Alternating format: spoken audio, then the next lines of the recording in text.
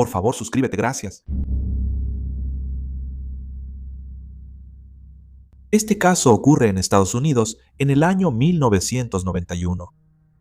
Dentro de una habitación de motel en Albuquerque, el personal descubrió a una joven sin identificación, pero entre sus pertenencias había algo inusual. Había una fotografía tomada cuando ella aún estaba viva. Era la mujer junto a un joven. Y según los registros de recepción del motel, la habitación había sido rentada por un hombre. ¿Eran la misma persona? En la habitación había una maleta, un bolso, $500 en efectivo y una escena horrible en el baño. Durante casi 35 años, la policía no pudo confirmar su nombre completo. Luego, en 2026, el mismo año en que se grabó este video, en el 55º cumpleaños de la mujer, todo cambió. La noche del 3 de junio de 1991, se rentó la habitación 233 del Super 8 Motel. Estaba a nombre de Eduardo Colín. La habitación se pagó en efectivo, o al menos el primer día, no el segundo. Y, después de que terminó este día, este tal Eduardo no hizo el registro de salida. Simplemente parecía haberse ido. El personal del motel pronto se dio cuenta de esto y de que la última noche no había sido pagada. Cuando el personal llegó a la puerta, vieron que el letrero de no molestar seguía en la manija. Esto implicaría que alguien estaba dentro, pero cuando los empleados del motel tocaron, no hubo respuesta. La cerradura estaba asegurada desde adentro y las ventanas estaban bien cerradas. El personal pidió ayuda al personal de seguridad, quien alertó al supervisor. No estaban seguros de lo que les esperaba al otro lado de la puerta. Cuando regresaron a la puerta, usaron una llave maestra y un desarmador para abrirla. Trabajando en un motel, me imagino que debes ver muchas cosas, pero nada los preparó para lo que había dentro. Encontraron a una joven en el baño. Una correa, que se cree provenía de una maleta, estaba alrededor de su cuello y sujeta a la regadera. Su cuerpo estaba colocado dentro de la bañera. Los servicios de emergencia fueron llamados de inmediato, y cuando llegaron, rápidamente confirmaron que ella efectivamente estaba muerta.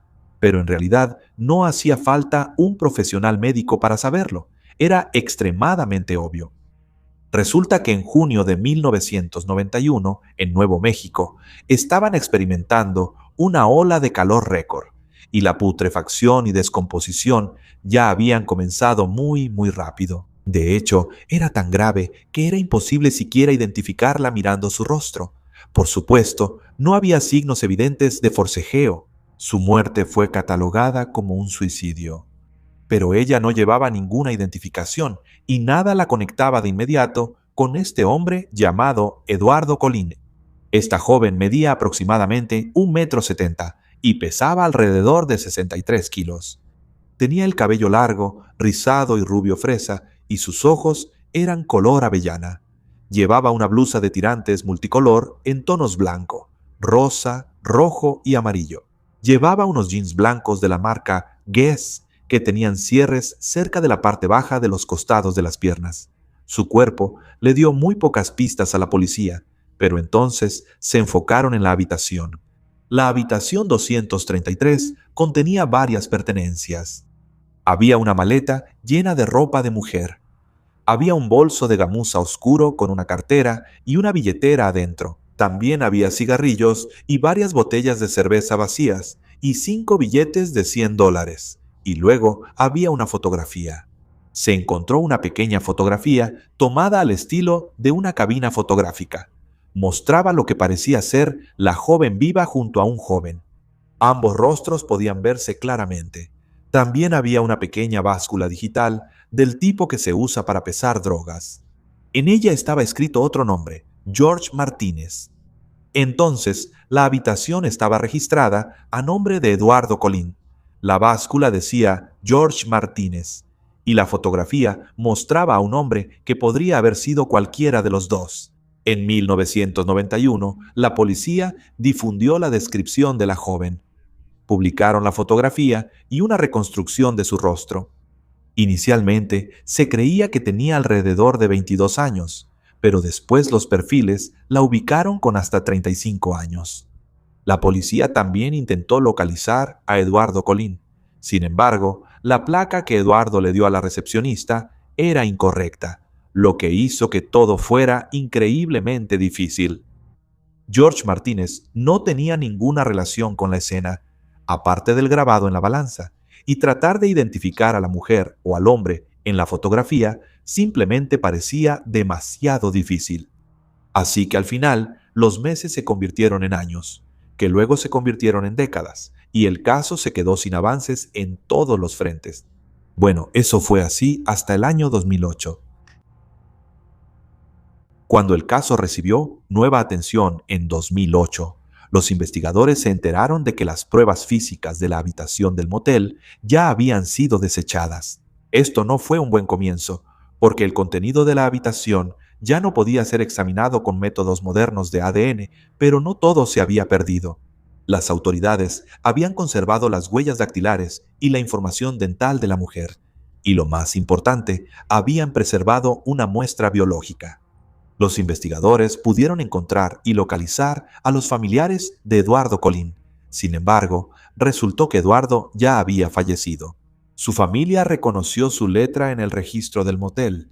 Sin embargo, también dijeron que el joven junto a la mujer en la fotografía no era Eduardo, así que tal vez este era George. Pero a partir de esto, el caso volvió a enfriarse y el siguiente gran avance llegó en marzo de 2021.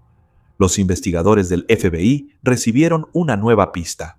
Quienquiera que haya dado esta pista afirmó haber conocido a la mujer y dijeron que su nombre podría haber sido Becca y que tal vez tenía conexiones con el condado de Los Ángeles. La pista mencionaba que ella pudo haber viajado a Albuquerque en avión desde Los Ángeles y resultó ser una pista creíble. Después de 30 años, finalmente se le dio la oportunidad a la Jane Doe de Albuquerque de ser identificada, y su nombre efectivamente era Becca. Pero los investigadores aún no tenían apellido ni una dirección confirmada. El vínculo con California obviamente abarcaba una zona enorme, así que un nombre de pila no era tan útil como podrías pensar. Por esto, el caso se hizo ampliamente conocido como Becca Doe. En 2011 ocurrió otro evento inesperado. La esposa de George Martínez vio la cobertura del caso de Becca Doe. Ella estaba viendo las noticias cuando, de repente, apareció la fotografía, Becca Doe, y mostraron al hombre misterioso. En ese momento, supo que era su joven esposo, George Martínez. Así que convenció a su esposo de presentarse y explicar a la policía quién era ella. Y por supuesto, él dijo que su nombre era Becca, lo cual corroboró la pista anterior. La recordaba como de unos 18 o 19 años. Según George, él la había llevado al aeropuerto antes de que ella viajara a Albuquerque. También recordaba que sus amigos preguntaron por ella después de que desapareció. George nunca fue nombrado como sospechoso ni se alegó que hubiera hecho algo malo, principalmente porque no hay pruebas confiables que lo ubiquen en Albuquerque cuando Becca murió. Pero, desafortunadamente, no sabía su apellido y sabía muy poco sobre quién era o dónde vivía, o al menos eso decía él. Durante 2025, los investigadores comenzaron un nuevo intento de identificarla mediante genealogía genética. La muestra biológica que se había conservado fue enviada a un laboratorio y para enero de 2026 el perfil estaba completo y se cargó en un programa, lo que redujo los vínculos genealógicos. En pocos días surgió un nombre, Becca Malacuti, y además el árbol genealógico llevó a los investigadores de regreso a California. La policía y el FBI investigaron un poco y localizaron al padrastro de Becca en Ventura. Él recordó haberla visto por última vez en 1991, cuando ella se fue del área de Los Ángeles. La policía de Ventura localizó entonces a su medio hermano. Él proporcionó una muestra de ADN para validar la evidencia genealógica. La comparación directa confirmó que la joven de la habitación 233 era, en efecto, su media hermana. El 4 de marzo de 2026, la Jane Doe de Albuquerque fue identificada formalmente como Becca. Becca tenía solo 18 años cuando murió. Durante casi 35 años, El público pudo ver el rostro de Becca, pero no conocían su nombre. Ahora la fotografía ya no es una imagen de la Jane Doe de Albuquerque. Es una fotografía de Becca. La conclusión oficial sigue siendo que lo que sea que se haya hecho, se lo hizo ella misma en la habitación del hotel. Pero algunas personas sospechan que el hombre que acompañó a Becca al motel de Albuquerque pudo haber estado involucrado en su muerte. Después de todo, él rentó la habitación para 2 personas, proporcionó un número de placa incorrecto y se fue antes de que encontraran muerta a Becca. También faltaba su identificación, lo que genera sospechas de que él pudo haberla matado o causado su muerte antes de manipular la escena del crimen. Sin embargo, no hay pruebas confirmadas de que Colin la haya asesinado. Se informó que la habitación estaba cerrada por dentro y no había señales de lucha, pero me gustaría saber qué opinan ustedes en la sección de comentarios abajo. Y ahora llegamos al segundo caso. Este caso ocurre en Estados Unidos. El 26 de octubre de 1997, alrededor de las 2:30 de la tarde, un hombre estaba remando en canoa por el Ryan's Lough, justo al norte de Eureka, California. Ese día, él y un amigo estaban cazando patos. Pero entonces vio lo que parecía ser un objeto en la orilla fangosa. Al acercarse, vio algo que parecía ser un maniquí, pero pronto se dio cuenta de que no era un maniquí en absoluto. Era parte de un cuerpo humano.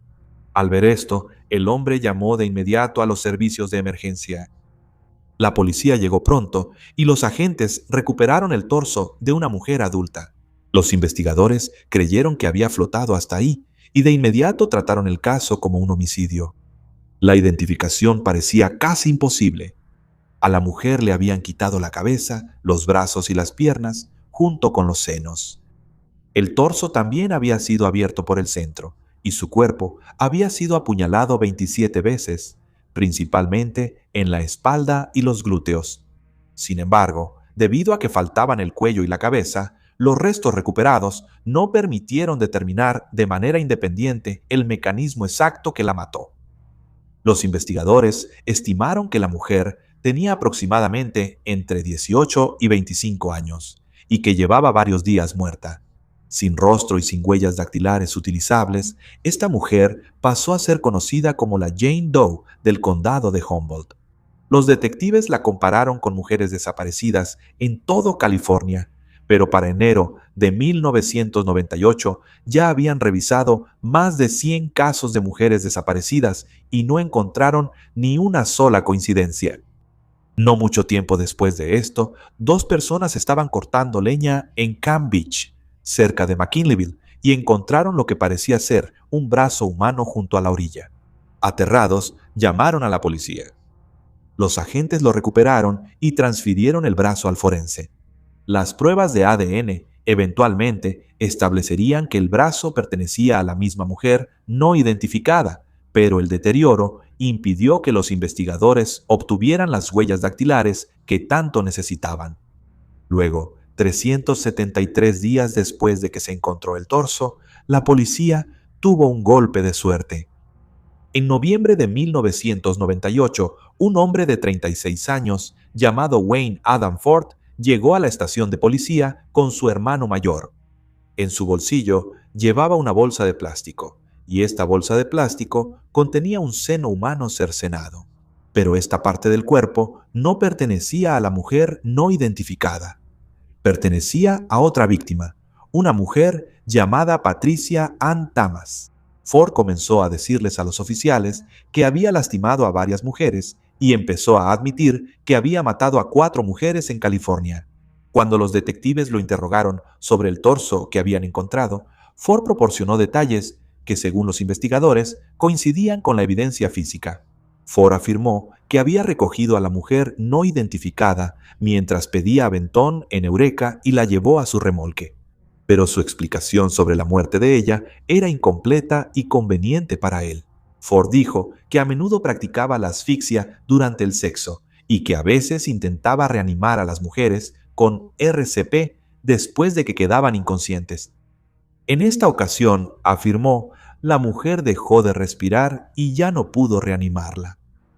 presentó la muerte como un accidente y se volvió evasivo cuando los detectives lo presionaron sobre los detalles exactos. Quedó claro que el estrangulamiento fue un acto deliberado de violencia y no un acto consensuado que salió mal accidentalmente. Sin embargo, esto no era algo que el torso recuperado pudiera probar médicamente, porque nunca se encontraron la cabeza ni el cuello. Ford dijo que movió el cuerpo a la bañera de su remolque y usó un cuchillo de caza y una hoja de afeitar para desmembrarla. Dijo que le quitó la cabeza, los brazos, las piernas y los senos, y abrió el torso e infligió las numerosas heridas de puñaladas en su cuerpo. Ford les dijo a los investigadores que necesitaba hacer el cuerpo más pequeño, aparentemente para poder transportarlo y deshacerse de él más fácilmente. Ford admitió haber guardado algunos de los restos en el congelador antes de moverlos y deshacerse de ellos en otro lugar. Dijo que colocó la cabeza y los brazos en el área del río Mud y puso el torso en el sistema de esteros, y ocultó los muslos bajo la maleza cerca de un campamento fuera de Trinidad. Guiados por sus declaraciones, los investigadores registraron su remolque y su campamento y recuperaron restos adicionales pertenecientes a la misma mujer. Sin embargo, hubo algunas partes de su muslo que nunca se recuperaron y la cabeza y el cuello de la mujer tampoco fueron encontrados. Como puedes imaginar, Ford fue arrestado esa noche.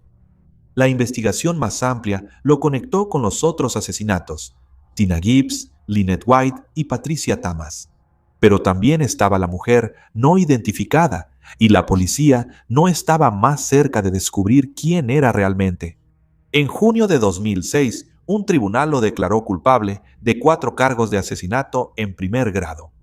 Ese mismo año fue condenado a muerte, pero durante más de 2 décadas, los investigadores siguieron intentando identificar a la misteriosa mujer.